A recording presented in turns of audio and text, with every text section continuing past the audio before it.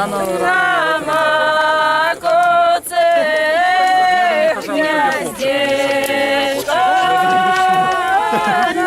мама, коце, гнездечко.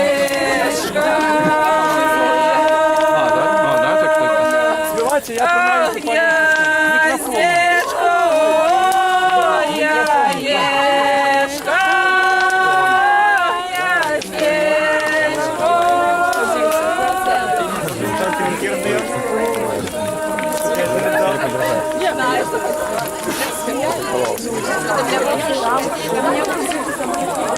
Хоча хутко похудіш.